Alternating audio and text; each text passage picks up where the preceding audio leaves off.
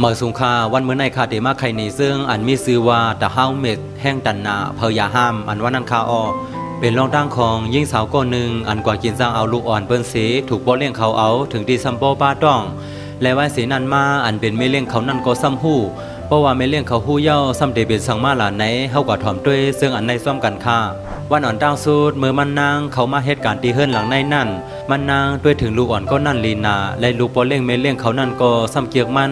ถึงได้ไม่เลี้ยงเขาหันเป็นซึ่งนั้นเย้าเสเป่งพอเสนอตัวมันนางอันเป็นบ่เลี้ยงเขานั่นก็ด้วยเป็นก้นซื้อโยโย่ด้วยอ่ำเป็นก้นเสนำสังถึงมาหนังวันหนึ่งอันเป็นบ่เลี้ยงเขานั่นก็เกื้องก้าผุยพักดูเขากว่าเส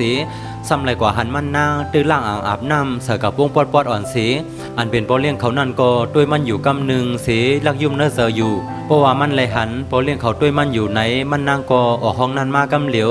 วายสีนั่นมาแทงวันหนึ่งอันเป็นบ่เลี้ยงไม่เลี้ยงเขานั่นก็อ่อนกันกว่าเลยและบ่เลี้ยงไม่เลี้ยงเขานั่นก็เอามันนางกว่าด้วยลูกอ่อนเขาป้าถึงว่าไม่เลี้ยงเขานั่นตีบ้าต้องสำเดเกิดลูกเย้าเสดาก็มันนางก็ด้วยเหตุการณ์วานปั่นโผมันเลยอยู่ก้อยกาอันเป็นโผมันนั่นแต่ด้วยเหมือนอ่ำบ่เป้งเสือกาหือวายสีนั่นอันเป็นบ่เลี้ยงเขานั่นก็ลงมาหามันนางตีสั้นเตอนั่นสีลาดว่าอย่าไปโม่ในตีมันนางเอาไว้แหลงเลี้ยงมันนางกอกหนึ่งวายเสนั่นพอเลี้ยงเขานั่นก็นั่งลงมาหิมข้างๆมันนางนั่นเสเอามือลุกกำยิบลงกว่าเสกูตีโดมันนางนั่นมันนางก็อ่ำฮัดดักเสียงสังและวายเสนั่นมาขาก็เหมือนเรื่องหนังวานนั่นเย้าเพราะว่าถึงกลางในเมืองแรงมาเย้าไหนเหมือนอ่ำมีลองสังเสเขาก็อ่อนกันขึ้นปอกเมื่อขึ้นเฮินเพราะว่าเขามาถึงเฮิรนเย้าไหนมันนางและนางพอเลี้ยงเขานั่นก็ลักส่งสายตาสู้กันอยู่หลายกำเพราะว่าถึงกลางขึ้นมาเย้าไหนอันเป็นพอเลี้ยงเขานั่นก็เขามาสู้มันนางในห้องนอนมันนางนั่นแทงขามามีอีสังกันแทงปอกหนึ่งในพองยามนั่นอันเป็นเมวันนั่นก็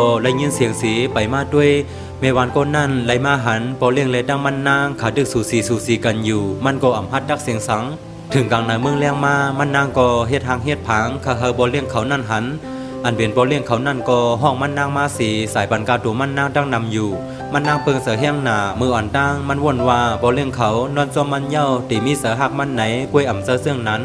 ถึงมาหนังวันหนึ่งอันเป็นเมวันก็นั่นก็หันมันนางอ้อหักวนว่ามันนางป้าต้องกล้วยกามันนางแต่ก็อ่ำไปหู้ตัวว่ามันนางป้าต้องซ่อมบ่เลี้ยงเขาไหนอันเป็นเมวันก็นั่นก็กว่าลัดนี้มีของไม่เลี้ยงเขานั่นว่าพอเลี้ยงและดังมันนางขามีอีสังกันสีถึงดีมันนางสัมโบป้าต้องไหนพอยามอันมันตึกมีอยู่เนื้อโคไลเสเสียดหงไพอยู่เนื้อกลางเฮิรนนั่นมีของไม่เลี้ยงเขานั่นมาเฮ็ดอย่างอีโคไลเสเฮ็ดเธอมันนางโตลงกว่า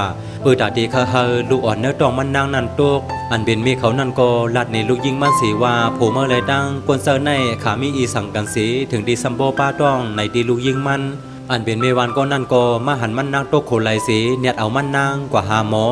มันนางก็อ่ำเป็นสังกาหือเสียบหัวเขาอิดออดกวยหมอก็ลัดในมันนางสีว่ามันนางบาตองเย้าไหนอันเป็นเมเล่งเขานั่นก็สั่งทำมีเขาว่านางกวนเซอร์ก็นั่นมีหลีเหลือสีมันนางอีสังถึงดีผมมันนางสัมโบกว่ามีอีสังกันซ้อมไหนอันเป็นเมเขานั่นก็ลาดว่ามันเป็นธรรมดาของผู้ชายโปเมเขาป้าต้องไหนมันเป็นโลกอะไรเคยเป็นของเขาเยื่อนเอาแลในตีลูกยิงมัน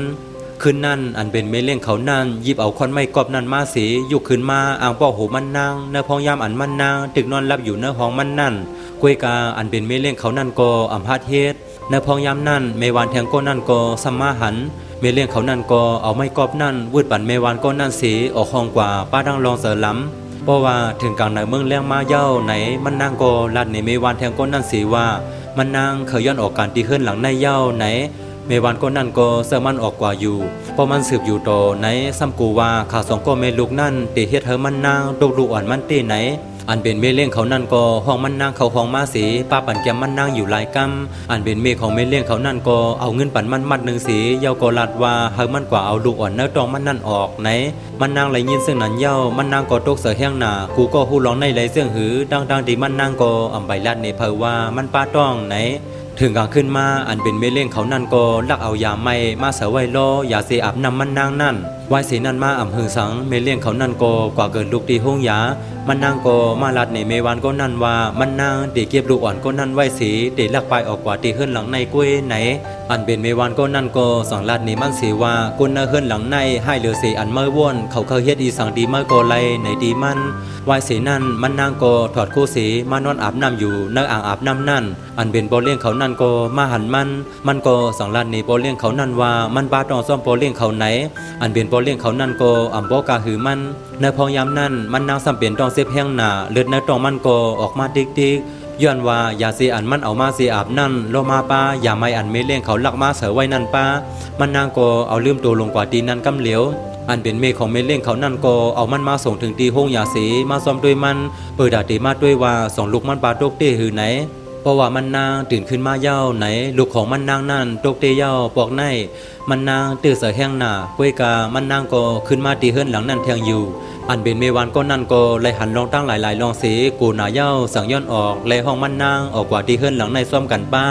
ก้วยกามันนางอ่ำย่อมกว่ามันนางขึ้นตอบว่ามันนางตีตอบเด่นขึ้นดีเขาไหนมันนางก็สั่งไล่เต็บตาเซียนเสือเอาเสือกมัดคอสีเพียนคอลงมาตีเนื้อกลางเฮินโดนากูก็เย้าสุดไพ่เผาตัวเจ้าเก่าตายเนื้อเฮินหลังนั่นวายสีนั่นเขาบ่เมลูกก็ค่ายดีอยู่มาสีมากินเลี้ยงกันมนซื่ออยู่เทียงตีหนึ่งและซึ่งก็ตัดสู้เย้ากว่าสีตีในตอนสอนเนื้อซึ่งอันในก็เป็นลองคาตัวตายนั่นอ่ำซอยแก้ปัญหาสั่งไล่และลองคาตัวตายนั่นซุ่มสัตว์ปันหลายกล้วยเพอก็อย่าไปเฮ็ดดีเสียหลายอันมันนางเอาสัตว์ปันมันนางกว่าวุดเปียตีเนื้อเฮิรนหลังนั่นข่าววันว่าซึ่งอันไล่ลันในม่านในตีบันดังหูทหารหลายก็ไล่อยู่ปีนภายใต้เส10ไข่เนขึ้นซึ่งข้าเฮาหมอกหมูขาวเมือสูงคา